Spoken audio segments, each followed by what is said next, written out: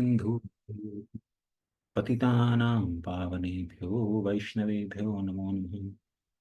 Shri Krishna Chaitanya Prabhu Nityanand Shri Advaita Gadadhar श्रीवासदि Gaur भक्तवृंद। Hare Krishna Krishna Krishna Hare Hare, Hare Ram Ram Ram Hare Hare. Hare Krishna. So today we'll be starting from the 6th chapter of the 10th Canto of Bhagavatam. So far we have discussed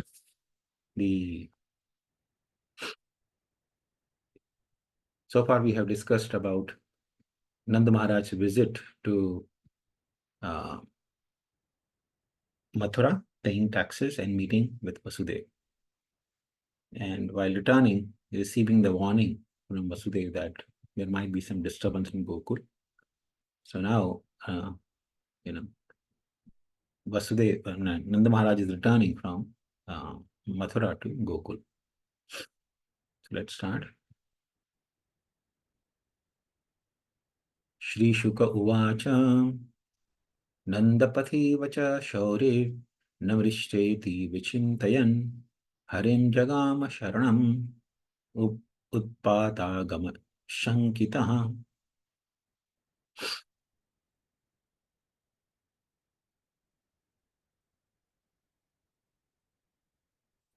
So Shri Shukdev Goswami continued, My dear king, while Nanda Maharaj was on the way home, he considered that what Vasudeva had said could not be false or useless. There must have been some danger or disturbances in Gokul. As Nanda Maharaj thought about the danger for his beautiful son, Krishna, he was afraid and he took shelter at the lotus feet of the Supreme Controller. So,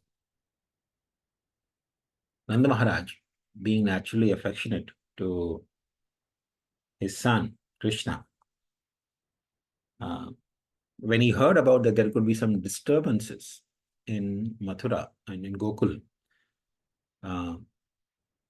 his mind and his thoughts were naturally drawn to his own son, Krishna. That is actually very natural in this world also. We'll see whenever a person anticipates some inauspiciousness, the first and foremost thing they think of the object whom they love most. Like, sometimes there are symptoms, bodily symptoms, like the tweaking of the eye or the different parts of the body. So if the left side of the body, like eye or the hands or legs, they are shivering, or tweaking, then in the case of woman, it is considered auspicious. In the case of man, it is considered inauspicious. So if suppose, for example, a man's left side is, shivering, then the man would be immediately thinking of the object whom he loves most. That, okay, some inauspiciousness is supposed to come. That means, am I going to lose someone, or am I going to have, or similarly, suppose we hear the news from far off land where our near and dear ones live, that there's some calamity, some earthquake or some hurricane came or some floods came, immediately we think of our near and dear ones. So similarly, Nanda Maharaj, for him, the most lovable object for Nanda Maharaj is his son, Krishna. In fact, not only for Nanda Maharaj, but for everyone in Brajbhumi. So naturally, he's thinking of some fear for Krishna.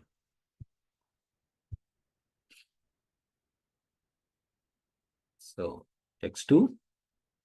Kamsena pratihita ghora putana balaghatini shishumschachara nigananti puragrama prajadishu. While Nanda Maharaj was returning to Gokul, the same fierce Putana whom Kamsa had previously engaged to kill babies was wandering about in the towns, cities, and villages doing her nefarious duty.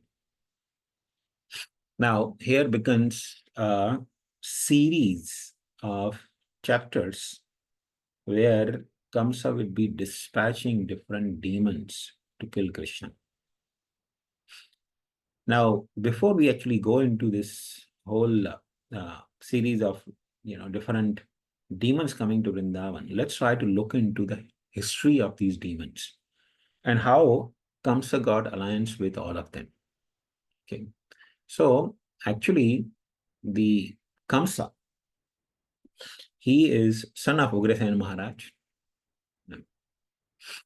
Uh, see. We'll read the third verse also, and then we'll go into the details. So text 3, now when Shukdev Goswami was narrating that Putana, and Putana was well known in those days. She was, of course, by this time when Parishit Maharaj is narrating to, Parishit Maharaj has been hearing from Shukdev Goswami the narration of Srimad-Bhagavatam. Putana is dead and gone, but still, she was very famous personality, or rather very infamous personality. She was known for killing children in every possible place. So hearing this, that Putana was dispatched by Kamsa to kill Krishna, Parishit Maharaj's heart was trembling with fear. Because Parishit Maharaj has natural love for Krishna as well. So hearing that Kamsa has dispatched Putana, and she is roaming in different places and about to come to Brajbhumi, that created tremendous fear in the heart of Parishit Maharaj. So hearing or understanding the fear of, Parishit Maharaj, Shukdev Goswami is assuring him by speaking this verse.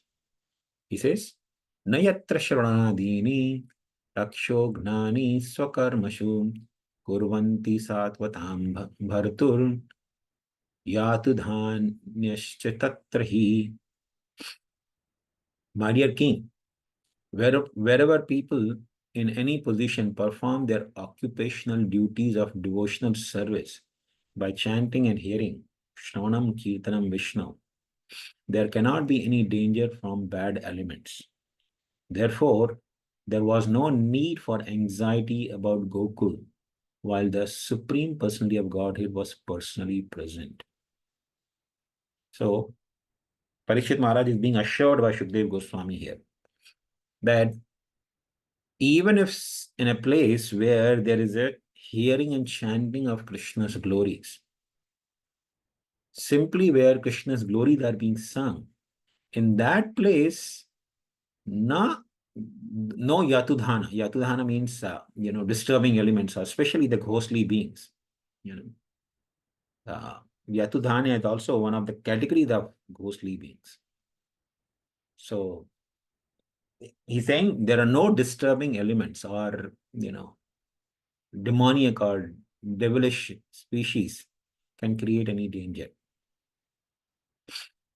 So we should understand from the history that whenever and wherever there has been disturbances created by demoniac beings is only because when there is lack of sufficient hearing and chanting about the glories of the Lord. Then only the bad elements can actually come and create disturbance. Where people actually become offensive to the Lord or to the Vaishnavas or to other living beings, even ordinary living beings. Only in such places the calamities can be caused by such disturbing elements like demoniac beings. So wherever there in the history have been, demons or demonic beings coming and doing massacre or killing people in wholesale, we know for sure that there has been a lack of hearing and chanting Krishna's glories. People, when they become more materialistic, then only they can expect some calamities. But when they are completely saturated and dedicated to hearing and chanting Krishna's glories, Krishna's Sudarshan Chakra personally present there to protect such devotees. So this is very crucial and significant, that everyone who wants to attain good fortune must engage in hearing and chanting Krishna's glories. Otherwise, we are at the mercy of material nature. And material nature is a ruthless master. So, uh, this is the assurance given by Shukdev Goswami. Now, of course, let's go into a little bit of details of how these different demons Kamsa developed alliance with. So, Kamsa, he was son of Maharaj Ugrasena, but actually he was begotten by a demon named Drumila. So Kamsa's wife, Padmavati, she was a very beautiful woman in her young days. She was very beautiful and very attractive young girl. So when she was married to Ugrasen Maharaj, after marriage, one time she was on the palace rooftop, because women would generally not go out without being carrying in palanquins, especially the kings or royal families, ladies, they would always go in palanquin fully covered. So no ordinary person can actually see them. So she was playing on the rooftop of palace, with some ball or something, in Drumila, one of the demons, he was going in the airplane and he saw Padmavati and he got very much attracted to her. So he took the form of Ugrasen, because demons are very expert in performing, magical feats. They have all the mystic siddhis. So he disguised himself as Ugrasen Maharaj and had union with his wife Padmavati. And that is how the Kamsa was begotten in Padmavati. So Kamsa was actually son of Drumila. And being son of a demon, he naturally had demoniac qualities. And generally demons are very powerful and they are very heroic. They are generally not very much afraid of going on the battlefield. True demons, of course, not modern day demons. They are, useless.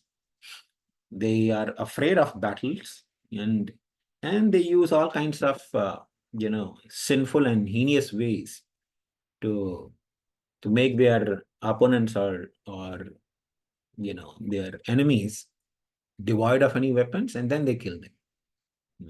The real demons or heroic people, they never ever do such a thing. So Kamsa was a real heroic demon. He was very powerful. And Ugrasen, seeing his heroism, he actually made him into his commander-in-chief. So he was commander-in-chief of Ugrasen Maharaj. And on behalf of Ugrasen, he would go and conquer the territories all over the world. So one time he actually went to the kingdom of Jarasandha. Jarasandha used to rule Magad. Magad is the modern day Bihar. So Bihar's king was Jarasandha, Magad Naresh. So Jarasandha was very, very powerful demon also. So there was a fearsome battle between Kamsa and Jarasandha.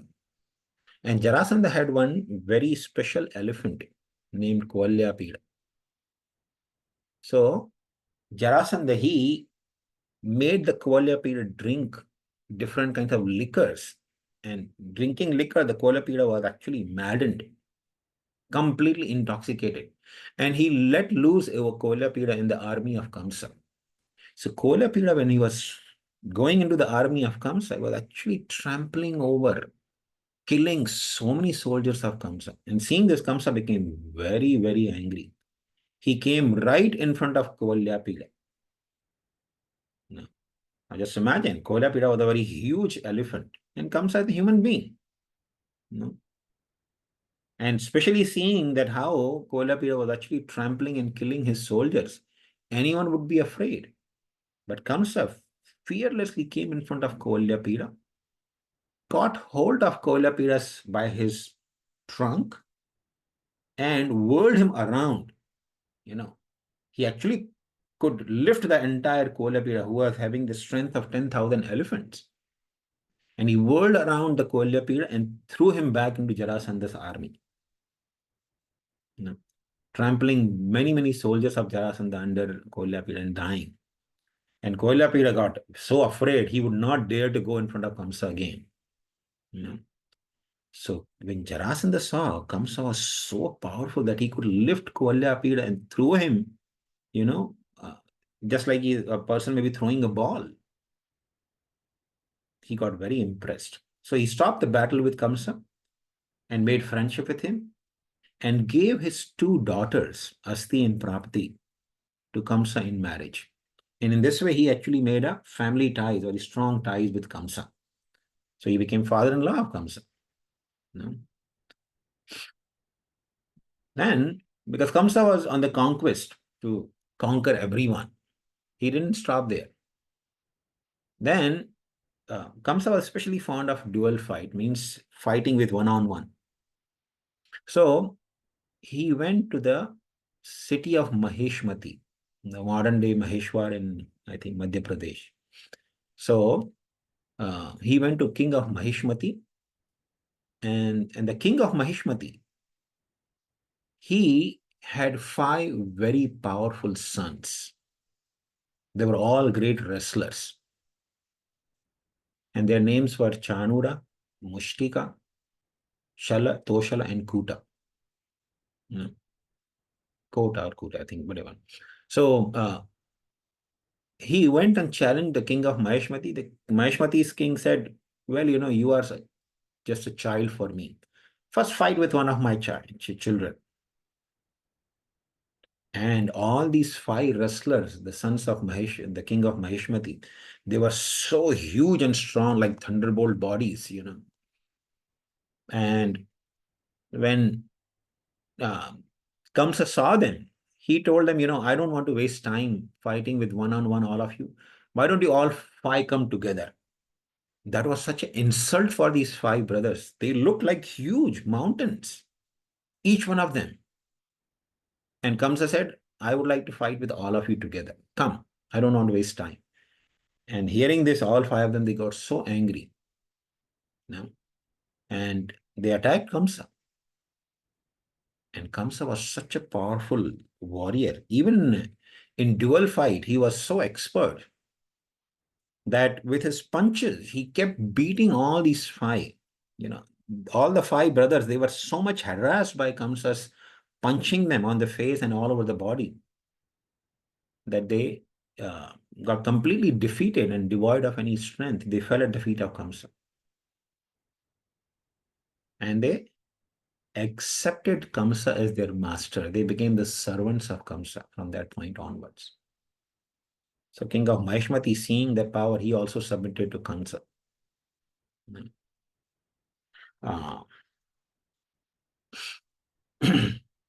Then Kamsa, he met Narad Muni, and Narad Muni actually inspired him that, that making friendship with these 5 brothers, Narad Muni inspired him that you should go to Pravarshana mountain. Because we should know Narad Muni is the incarnation of Lord's mind. He knows exactly what is in the mind of the Lord. Okay. So Narada knew what was Krishna's plan in the future. When the Lord appears, he doesn't want to take trouble going and killing different demons in different places. He wants to sit in one place and have all the demons come to him. So Narada wanted to inspire Kamsa to be actually conquering all the demons. And he knew that Kamsa is actually empowered by the Lord. He has sufficient strength. He can defeat all the demons. So he inspired him to go to Pravarshana mountain. And in the Pravarshana mountain, there was one of the associates of Lord Ramachandra who had assisted Lord Ramachandra and Sugriv in the battle of Lanka. His name was Dvira, Gorilla. So Dvira, he was living in Pravarshana mountain. So Kamsa was inspired by Narada Muni to go and defeat him as well. So Kamsa went to Parvashan mountain and challenged Duvida. And Duvida, we know, as you know from Bhagavatam also, he was expert in throwing stone. He was the monkey, the gorilla. So he uh, was expert in throwing the trees and mountain. That's how he fought even the Battle of Lanka, assisting Lord Ramachandra. But now he had become demoniac because of his offensive attitude towards Lakshman. He was a Chiranjeevi, he was living for a very long time, but he had become demoniac. So Narada Muni, knowing this, sent Kamsa to him. So there was a fearsome battle between Dvida and Kamsa as well. So he was throwing stones, he was striking Kamsa on the chest, he was striking with his fist. He was so powerful that he had ripped off so many demons in the Battle of Lanka. But all his beating on the Kamsa was practically without any result. And Kamsa, because he was trying to strike Kamsa with fist, Kamsa with his own fist beat him so badly, that Dvida actually fell at the feet of Kamsa and accepted him as his master. So he took these 5 brothers, the 5 wrestlers, and Dvida, and then he went to Rishyamukha forest. In the Rishyamukha forest, there was a demon named Keshi who was living there in the form of a horse. So Kamsa had fearsome fight with, horses. They are very, very, when they want to not submit somebody, they can kick them. So this Keshi was trying to kick Kamsa and trying to fight. He was a powerful demon as well. But Kamsa very easily, defeated him and started riding over him. Made him as his horse, riding horse. So riding on Keshi, he went to Mahendra Parvat. Kamsa went to Mahendra Parvat. Now we know who lives on Mahendra Parvat. So Mahendra Parvat is actually the one of the mountains in the Odisha, the peaks of mountain Odisha. So Mahendra Parvat is occupied by Parshuram. Lord Parshuram lives there. So now reaching Mahendra Parvat, of course, Kamsa knew that Parshuram lives there and he would not pick up the battle with Parshuram. But he felt like stretching himself a little bit. Like, people go to gym nowadays and they try to lift some weight, 10 pounds or 20 pounds or 30 pounds or 50 pounds. When Kamsa wanted to stretch himself or do some gym, he went to Mahendra Parvat. He uprooted the whole Mahendra Parvat and lifted it up and then placed it down. And then again lifted it up, again placed down. In this way, 100 times he lifted the Mahendra Parvat and put it down. And that really annoyed Parshuram. Lord Parshuram, he came down from Mahendra Parvat in a very angry mood, ready to kill whoever was the culprit. And when Kamsa saw Parshuram in such angry mood, he actually fell at the feet of Parshuram flat. He said, "My Lord." And Parshuram understood that this is the person who was actually disturbing me by lifting the mountain or shaking the mountain. So Parshuram asked him, "Who are you?" And Kamsa, in a very humble mood, he said, "My Lord, I am the fallen Kshatriya and insignificant servant of you." So hearing these humble words of Kamsa, Lord Parshuram was pacified. But he was still angry. So he took out his bow and he told, okay, if you are really hero, string this bow. This is the bow of Lord Vishnu. Okay. And this was given to Lord Shiva. Lord Vishnu personally gave it to Lord Shiva to destroy the Tripuras. With this bow only, Lord Shiva has shot arrow at Tripura and destroyed the Tripura. the three flying cities of demons. Now, so if you can string this bow, then I'll forgive you. Otherwise, I'll kill you. So Kamsa, he was very powerful demon. So he easily took that bow. The bow was very, very heavy. Ordinary people cannot lift it. Just like we hear from Ramayana, Shiv Dhanush, that was broken by Lord Ramachandra. That was very heavy. But much more heavier than Shiv Dhanush is Vishnu Dhanush. So Parshuram had actually challenged Lord Ramachandra, okay, if you are really hero, you broken the Shiv Dhanush, Hara Dhanush, but try to string this Hari Dhanush. So Lord Ramachandra had strung also that bow. And then, shot arrow also to humble Parshuram. So Parshuram told Kamsa, string this bow, then I'll forgive you. So Kamsa took the bow in the hand and very easily stringed it in the presence of Parshuram.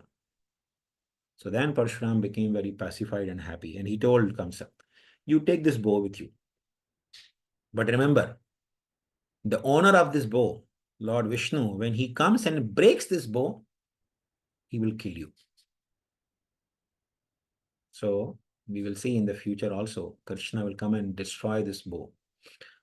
So I think it's already 8 o'clock. We'll stop here. But we will continue with the conquest of Kamsa, how he united demons, how he created the united nation of demons, or the united territory of demons. All the demons were conquered by Kamsa.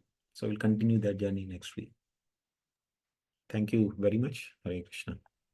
Actually, Hare Krishna Prabhu, Dandavat Pranam Jai Shri Prabhu. Very wonderful, Prabhu. This is all very interesting to hear from you. Thank you so much. I have a small clarification. So does Ugrasena knows that Kamsa is not his son? Yes, Mataji. He knows that Kamsa is the son of Drumila, but in the civilized society, they would not, hold the woman, in this way, the responsible, because he knew that she was tricked into. And of course, Padmavati cursed the Drumila to reside in hell for a long time. But he accepted. He accepted the child and, raised the child into, whatever is in his capacity.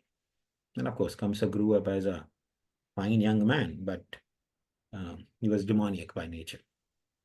Yeah, he has kept his father also in the jail, right? So all these qualities. Yeah. Yes, Prabhu. Yes, Prabhu. Thank you, Prabhu. It's so interesting. Thank you so much for sharing all this. Hare Krishna. Hare Krishna. Thank you, Prabhuji. Hare Thank you for telling that wherever there is a chanting and holy name going on, there is a Sudarshan Chakra is always there to protect everyone. So, Hare Krishna. yeah, anyone. Yeah. Thank you very much. Hare Krishna. So we'll continue next week. Vancha kalpatarupescha kripa sindhubhyo patitanam Vaishnav Namo Namah. Koti Vaishnava Jai Shri Krishna.